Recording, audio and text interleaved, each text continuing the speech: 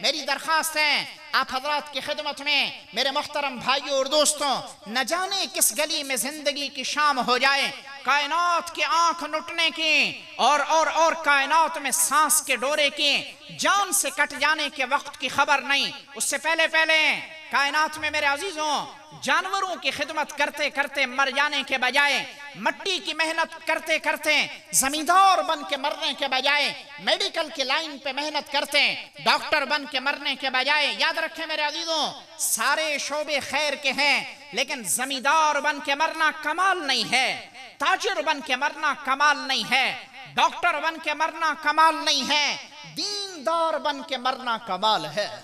اپنی زندگی میں دین کا لانا کائنات کا آسان ترین طریقہ ہے۔ یہاں بیٹھ کے نیت کریں میرے عزیزو، آج تک جھوٹ بولا، نیت کر کے اٹھیں آج کے بعد یہ زبان کبھی جھوٹ نہیں بولے گی، نیت کر کے اٹھیں یہ آنکھ کبھی نامحرم پہ نہ اٹھے گی۔ میرے نبی نے فرمایا ان الزنا فہو الدین، زنا تمہارے کندھوں پہ قرض ہے، جب تک وہ قرضہ دو گے نہیں تب تک یہ آنکھ بند نہیں ہو سکتی ہے۔ ہمارے یہاں دیواریں اونچی کی جا رہی ہیں، دروازے بڑے لگائے جا رہے ہیں، دیواروں کو اونچا کیا جا رہا ہے، ہمارے گھر کی عزت محفوظ ہو جائے۔ یہ میرے نبی کا منبر ہے، میں ذمہ داری سے کہتا ہوں تم گھر کی دیواروں کو 15 فٹ پہ لے جاؤ اور اپنی آنکھ کو آوارہ کر دو، تمہاری عزتیں کبھی نگاہوں کے اٹھنے سے نہیں بچ سکتی ہیں۔ ان دیواروں کو گرا دو اور ان رکاوٹوں کو ہٹا دو، اپنی آنکھوں کو جھکنا سکھاؤ۔ جو آنکھ تمہاری عزت پہ اٹھے گی اللہ اس آنکھ پہ فالج گرائے گا۔ ہم نے اتنا بے جان سمجھا اللہ کے نظام کو کہ ہماری آنکھ آوارہ ہو اور ہمارے گھر کی عزتیں محفوظ ہوں، ناممکنات میں سے ہے، اور ہماری آنکھ کسی کی عزت پہ نہ اٹھے اور اللہ ہماری عزتیں اجڑوا دے، نہیں ہو سکتا ہے۔ تو نیت کر کے اٹھے میرے عزیزوں، آج کے بعد یہ آنکھ کسی نامحرم پہ نہ اٹھے گی۔ وہ پیشانی کیا ہے جو میرے اللہ کے دروازے پہ جھک نہ پائے؟ جمعے کی نماز، آئے ہائے ہائے ہائے، جمعے کی نماز۔ دیہات کا آدمی جمعے کے دن کپڑے شاپر میں اور وہ نکل رہے ہیں اڈے تے ون کے حجامتی بنویسوں دھاسوں اسے جمعہ ہی پڑھسوں، جمعہ پڑھ کے فارغ ہوئے، اگلے جمعے تک سجدے کی چھٹی۔